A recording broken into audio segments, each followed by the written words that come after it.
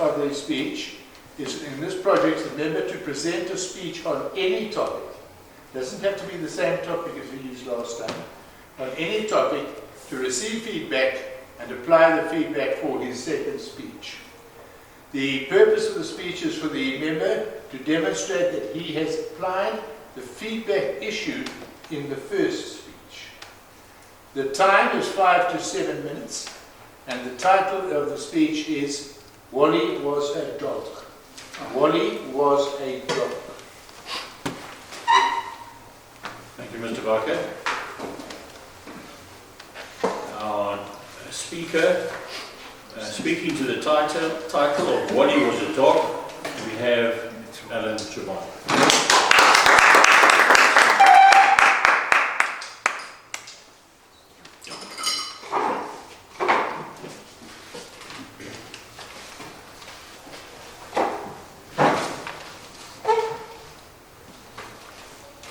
Mr. Toastmaster, gentlemen, I'm sure in your years and years of being a Toastmaster at Forum, you got a call similar to the one I got a week or so ago from the VPE, who said, Allan, please do a project speech next week, which is now tonight.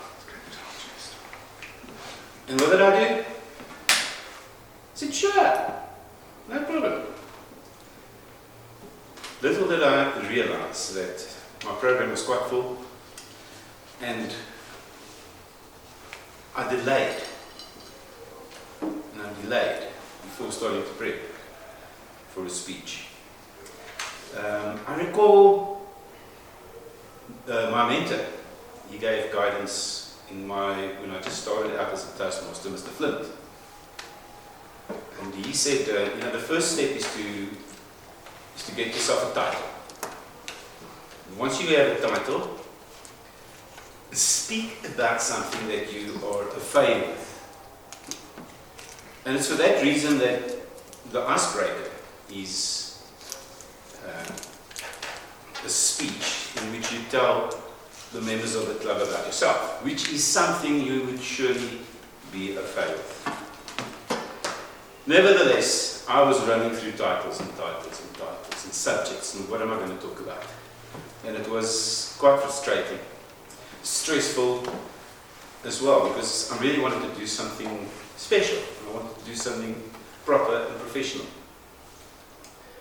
And the further thing, here's the thing, my path is engaging humour. Now, I've done many speeches already at Toastmasters and at Forum. I covered cooking, I covered being a band member, music.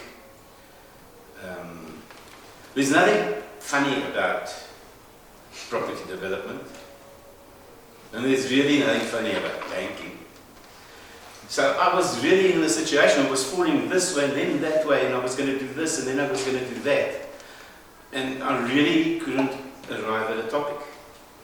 It was something to do, and it was a day and a half left. And then I realized that I must utilize a tool that my brother gave me. He was one of my mentors in my early years. And I need to tell you a story, because this is what happened. I was a young bank manager and I was tossed around in that position,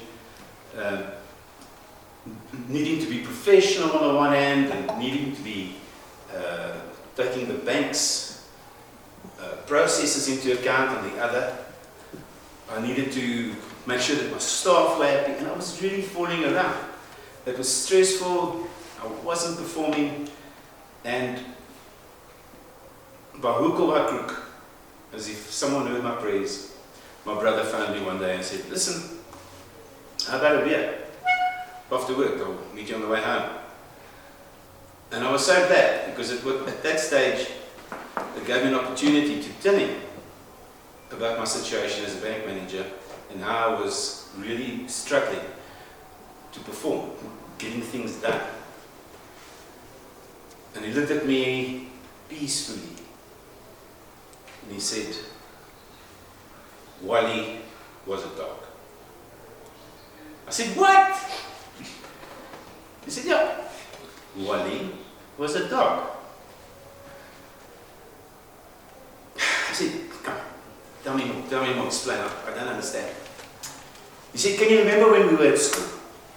And we were building, Dad was building a house in Van Onselen Street. It was a new area, just a field. We were the first house. And we were building that. And when my dad would get home in the afternoons, we would need to be ready so that we can get into the bakkie and go to the building site. Now, unfortunately, there was a foreman. The foreman had the front seat in the bakkie. He was a black and tan Dutch suit. Owen and I had to sit at the back. Get to the building site and we start working. And Wallie, the foreman, immediately dived into his self-imposed task of catch the rats. While we were working, you would always hear Wallie in the background, whimpering and just crying, and then he would be so happy and he'd come charging past and show you he's caught a rat. And this one specific day, he was good at it. He was a superhero. He was focused, and my man, the rat just had to put his nose out of somewhere and he would have him. In any event, one day, the whimpering and the excitement that was there with Wallie just exploded. He was crying, barking, scowling. We thought something had happened to him, and we looked. And typical of a building site, there was some rubble and some scaffold planks and a whole lot of things lying all over the show in one area on the building site. And we all jumped off because heaven forbid something happens to Wallie. Dad's not going to be happy.